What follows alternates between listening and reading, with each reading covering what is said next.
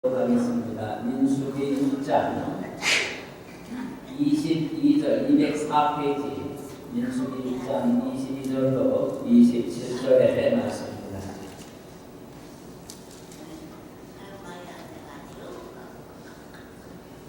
구약성경 204페이지 민수기 6장 22절로 27절의 말씀. 처음부터 끝까지 22절로 27절까지 함께 공독하도록 하겠습니다. 시작. 여호와께서 모세에게 말씀하여 이르시되 아론과 그의 아들에게 말하여 이르기를 너희는 이스라엘 자손을 위하여 이렇게 축복하여 이르되 여호와는 내게 복을 주시고 너를 지키시기를 원하며 여호와는 그 얼굴을 내게 비추사 은혜 베푸시기를 원하며 여호와는 그 얼굴을 내게 향하여 드사 평강 주시기를 원하노라 할지니라. 그들은 이같이 내 이름으로 이스라엘 자손에게 축복할지니 내가 그들에게 복을 주리라. 아멘.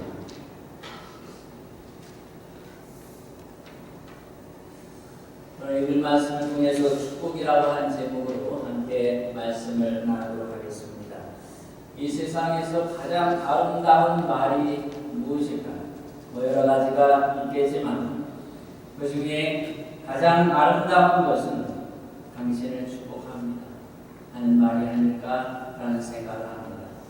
축복이라고 하는 이 단어는 듣기만 해도 가슴이 설레고 그 마음이 위로와 평안이 되는 그러한 말이 아닐 수 없습니다.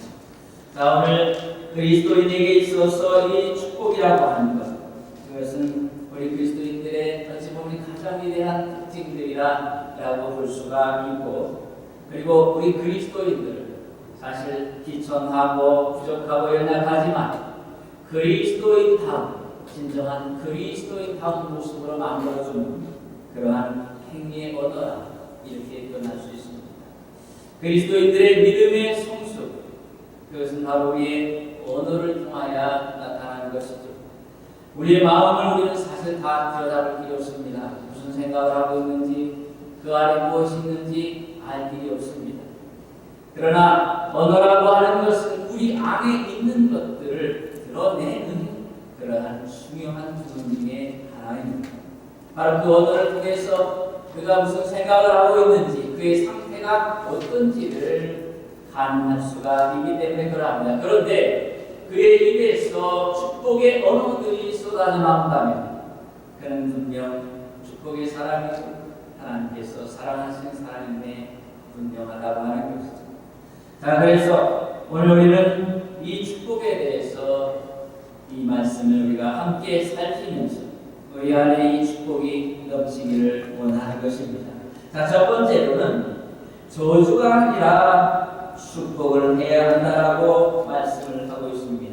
22절 23절에서 여호와께서 모세에게 말씀하여 이르되 아론과 그의 아들들에게 말하여 이르기를 너희는 이스라엘 자손을 위하여 이렇게 축복하여 이르되 라고 말씀합니다. 아론과 그 아들들에게 모세는 이스라엘을 축복하라 이렇게 명령을 하고 있는 것을 보게 됩니다. 왜 축복하라고 말씀합니까? 축복이라고 하는 것은 단순히 잘 되길 바랍니다 하는 것으로 끝나는 문제가 아니기 때문이라는 것입니다. 우리가 주의 이름으로 성례를 축복한다고 하는 것은 이제 그의 삶 속에 하나님께서 유익하고 좋은 모습으로 영향을 미칠 것이라고 하는 것입니다.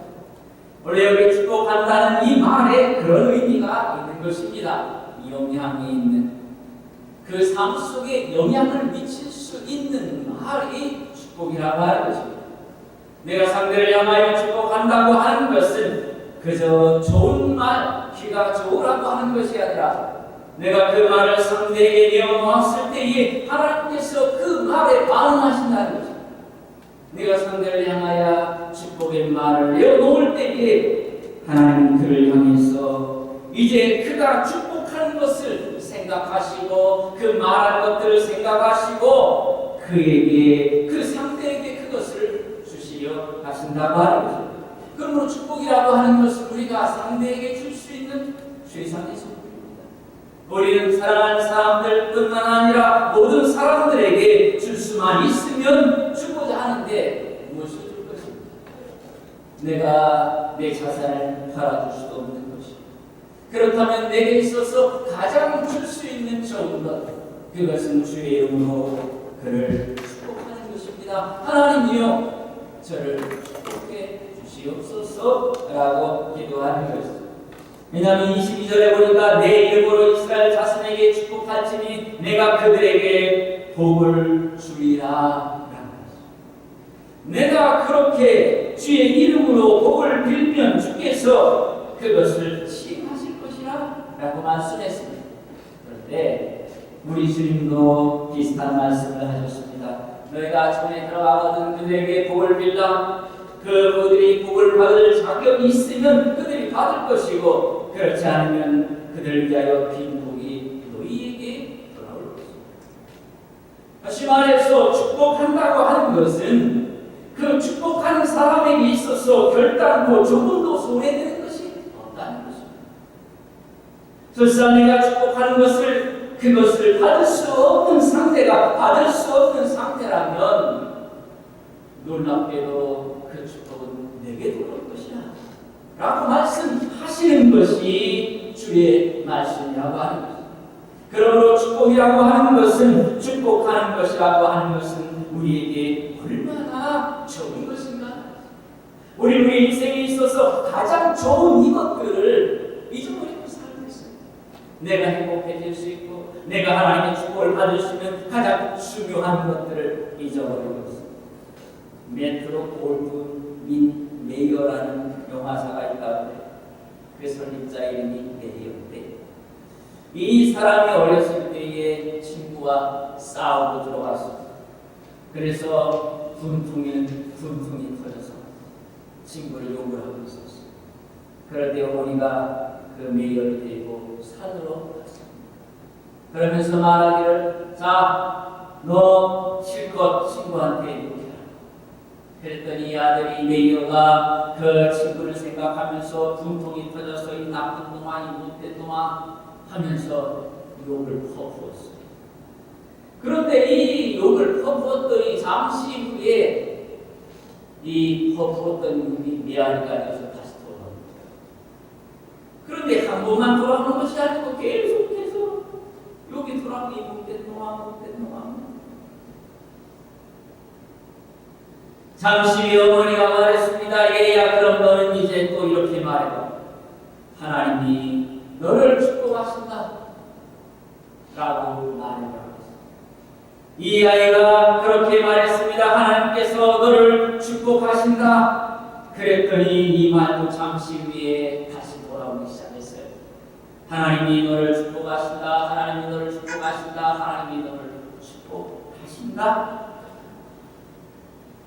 남을 향해 한 번 욕했더니 그 욕이 10배로 자신에게 돌아왔어요.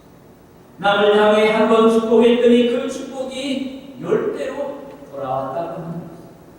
여러분이요, 우리에게는 실상 저주가 허락되어 있지 않습니다.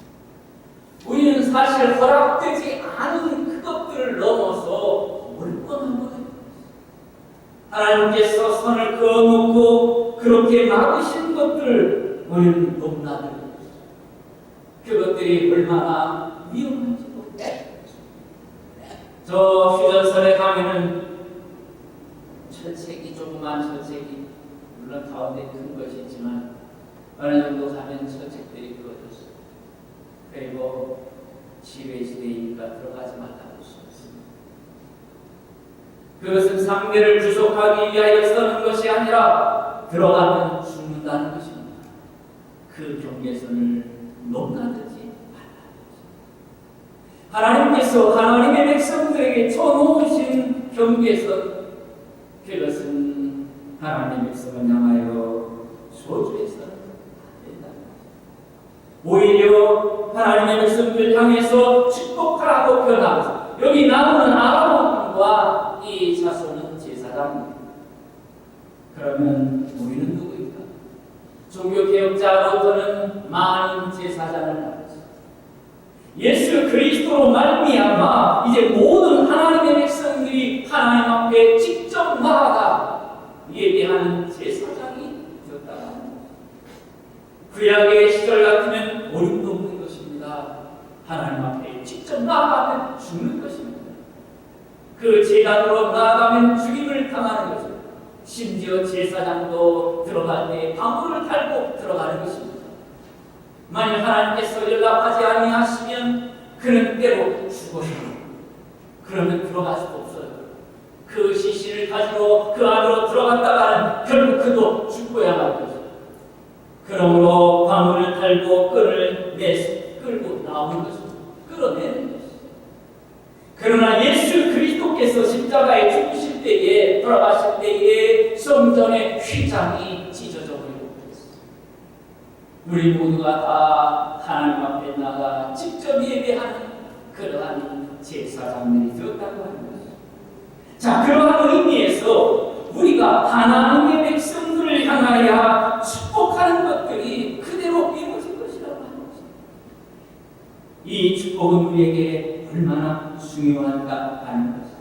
그러므로 여러분이 우리에게 허락된 것은 오직 상대를 축복하는 것만 있는 줄로 여러분 상대를 축복하는 우리 모두가 되시기를 주의 이름으로 축복합니다.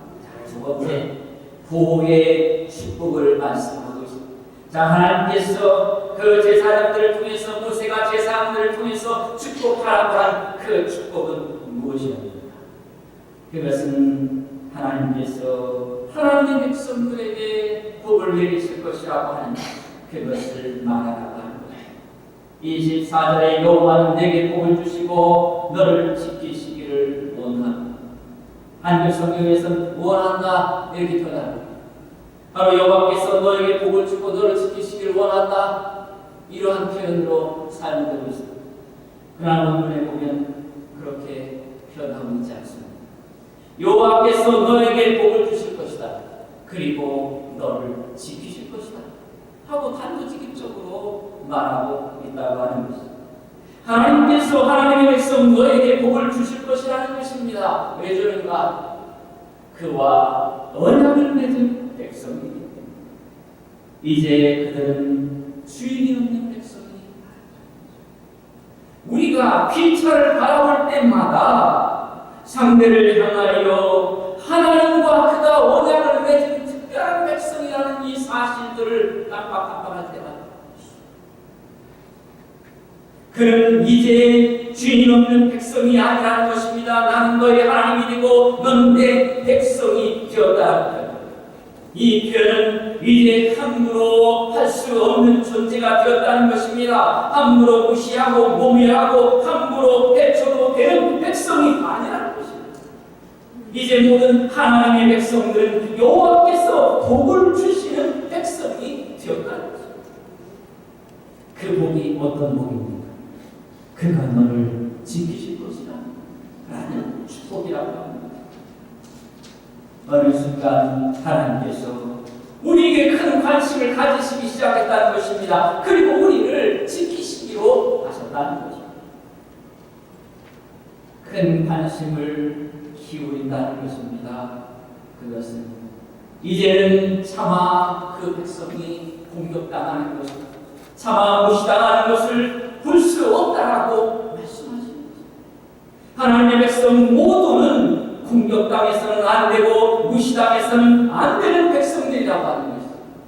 그래서 이스라엘 백성들이 출애굽할 때에 그들을 괴롭혔던 모든 민족들을 하나님께서 후에 다 멸하신 이유가 바로 거기에 있는 것입니다. 하나님의 백성을 손대지 않는 것이고 그 모든 경고로 그들을 괴롭혔던, 그들을 해하려 했던 모든 멸망의 민족들은 다 사라지고 말았습니다. 이것이 하나님의 백성의 위엄이요, 이것이 하나님의 백성의 존재함이라고 하는 것입니다. 그 보호의 내용이 무엇입니까? 그것은 악의 세력들, 온갖 종류의 모든 재앙으로부터 지키실 것이라고 합니다. 어떤 아프리카에 선교지에 있던 단교 선교사님이 있었습니다. 그가 병이 걸렸습니다. 위독한 병이 걸렸습니다. 한 달 동안 그런데 그래서 매일 보리죽과 깡통이 분유 조금 남은 것 그것으로 연명하고 있었습니다. 그는 자신을 하나님께서 버리신 것 아닌가 생각했습니다. 내가 이 선교지에 와서 이렇게 헌신하고 이렇게 수고하다가 병에 걸려 죽게 되었는데 어떻게 그나마 선교이마저다 끊기겠다. 그런데 놀랍게도 30일이 지난 뒤에 이 모든 것들이 다 사라졌습니다. 깨끗하게 나왔습니다. 그는 여러 후에 안식년을 얻어서 고국에 돌아왔습니다. 그런데 한 의사를 만나서 그 이야기를 했습니다. 그랬더니 그 의사가 이렇게 했습니다. 선교사님의 생활비가 만일 제때 왔다면 선교사님은 오늘 살아서 저와 대화하지 못했을 것입니다. 그때 당시 걸렸던 그 질병은 30일간 보리죽을 먹어야 나을 수 있는 그러한 병이었습니다. 라고 오늘 여러분이요, 하나님은 하나님의 백성들을 가장 적절하게 가장 최상의 모습으로 지키실 것입니다. 우리 모두는 바로 그런 백성이라고 하는 것이죠. 그런 하나님의 백성이라고 하는 것이죠. 그러므로 아무리 절박한 현실이라든가 어떤 환경일지라도 하나님께서 당신의 백성들을 지키신다고 하는 이 말씀을 믿고 위로를 받으시기를 바라는 것입니다. 우리가 담대하게 고난을 헤쳐나가는 우리 모두가 되시기를 주의 이름을 축원합니다. 세 번째 보니까 은혜의 복을 주시겠다라고 표현하고 있습니다. 여호와는 그 얼굴을 내게 비추사 은혜 베푸시기를 원합니다. 이 편도 여호와께서 그의 얼굴을 너에게 비추실 것이다. 그리고 그가 너에게 은혜를 베푸실 것이다. 여기 비춘다는 표현이 있습니다. 이것은 생명 그리고 구원 그것을 향해서 찬란한 빛이 있을 것이다 라는 것입니다. 하나님께서 바라보지 아니하시는 것은 성경은 곧 죽은 것과 같이 하나님께서 바라보지 않는 인생, 하나님께서 관심이 없는 인생, 그는 죽은 자입니다. 그는 저 지옥의 백성이, 그는 버리고 자라고 합니다.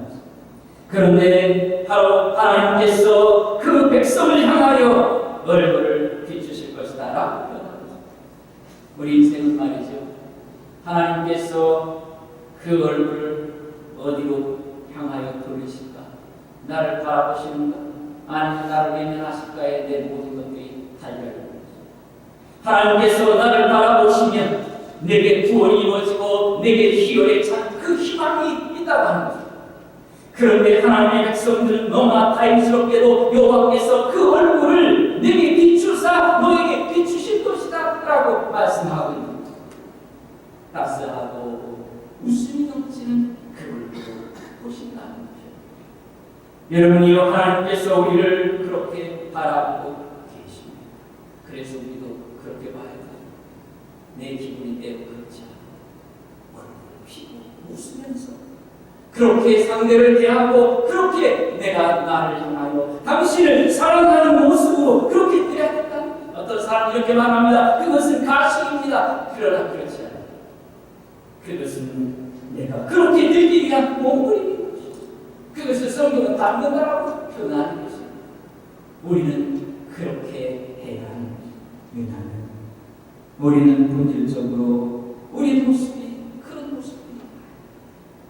내 얼굴을 바꿔야 하고 내 모습을 바꿔야 합니다. 상대가 내 얼굴을 보고 기뻐할 수 있도록, 상대가 나를 보고 내 마음이 평안하구나 느끼고 있는 것 같이 느낄 수 있도록 그렇게 하랍니다. 내가 보았더니 상대가 얼굴을 부리고 있습니다. 상대가 찌푸리고 있습니다. 그러면 순간 나의 마음도 다 무너져버리고. 그런데 여러분, 바로 그러한 여러분들, 우리들을 하나님께서는 따스한 눈길로 바라보고 계시다고 하는 것이죠. 그런데 어찌 우리가 그렇게 바라보시는 하나님의 백성을 향하여 얼굴을 찌푸리고 그렇게 나갈 수 있겠는가 하는 것이죠. 결코 그래서는 안 된다고 하는 것입니다. 여러분이 힘들고 어려울지라도 우리가 그리스도 안에 있다면 우리는 용기를 받아야 합니다. 하나님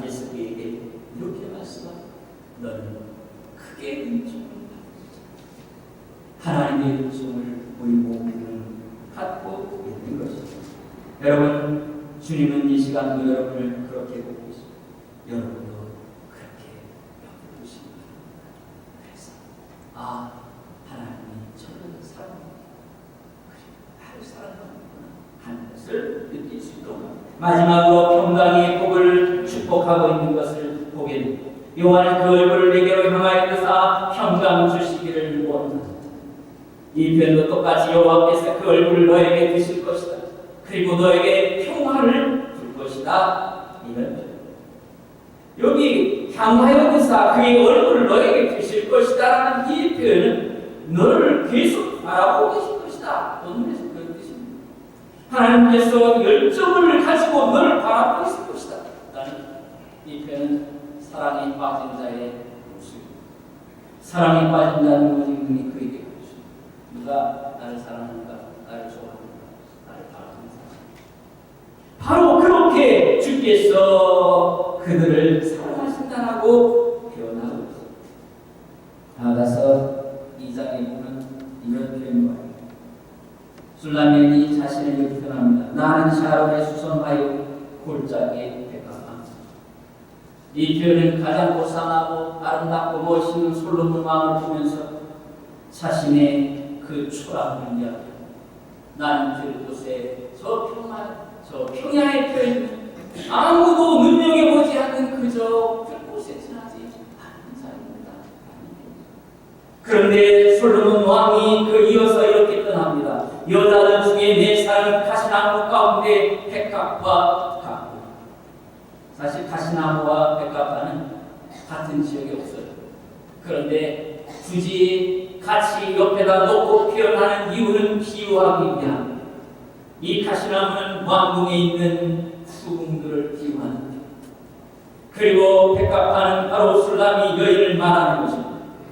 후궁의 그 여인들은 아름다운 외모를 가지고 있던 여인들.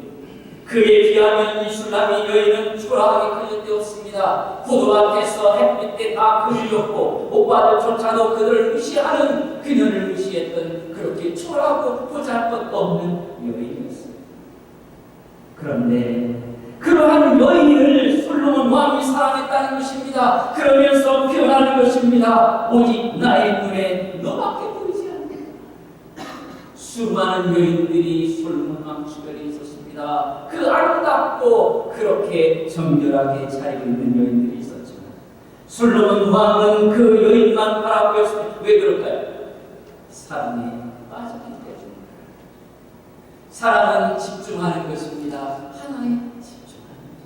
한 사람에게 집중하는 것입니다. 다른 사람을 바라보지 않는 것입니다. 모세는 지금 말씀합니다. 하나님께서 너희를 향하여도 그러하다라고 말씀하고 계십니다. 너희를 향하여 사랑하셨고 너희를 향하여 열정적으로 바라보고 계시다라고 말씀하고 있는 것입니다. 이제 그러므로 모세는 이렇게 표현합니다. 평강을 주시는 것이다 라고 표현합니다. 이제 누구도 너를 대하거나 함부로 해서는 안 된다는 것입니다. 내가 너를 친히 보호하고 지킬 것입니다. 그래서 내 마음에 평안이 찾아오게 할 것이다 라고 말씀합니다. 마지막 하나의 예언을 하고 마치고자 합니다. 세계 2차 대전 때에 독일이 계속 폭격을 하니까 영국의 런던시에 있는 사람들은 잠을 이루지 못했습니다. 그래서 그들은 밤새 뜬 눈으로 씻으면서 전전긍긍하고 있었습니다. 그런데 한 할머니가 있었는데 그는 고이 잠이 옵니다. 사람들이 물어봤습니다. 당신은 지금 이 상황에서 잠이 옵니까? 어떻게 그렇게 평안할 수가 있는가? 라고 들었습니다. 그랬더니 그는 이렇게 들었습니다. 나는 자기 전에 매일 밤 기도하고 자. 그리고 나는 하나님께서 나를 지켜주신다는 확신으로 나는 평안하게 잠을 자. 그러면서 이렇게 이 할머니가 말했습니다. 사실 하나님과 내가 둘이 바뀌어 있을 필요는 없잖아요. 시편 121편 21편 4절에 보면 너를 지키시는 자는 졸지도 아니하시고 주무시도 아니하시느니라 라고 말씀할 때 나하고 하나님하고 하나님은 주무시도 않고 졸지도 아니하시고 나를 지키시니 나는 그동안에 편안하게 잠들입니다 라고 말했다고 합니다. 여러분, 말씀을 정리하도록 하겠습니다. 오늘 우리 모두에게 저주가 아니라 축복의 말이 필요합니다. 어떤 상황과 어떤 환경 속에서 우린 처음부터 끝까지 그렇게 해야 하는 것입니다. 그리고 하나님께서 우리를 축복하셨습니다. 우리를 보호하시겠다고, 그리고 은총의 축복을 주시겠다, 평강의 축복을 주시겠다. 여러분, 우리는 그런 사람들, 이 하나님의 축복을 마음에 새기고 우리 모두 축복하는 우리 모두가 되시기를 주의 이름으로 축원합니다. 기도하겠습니다. 하나님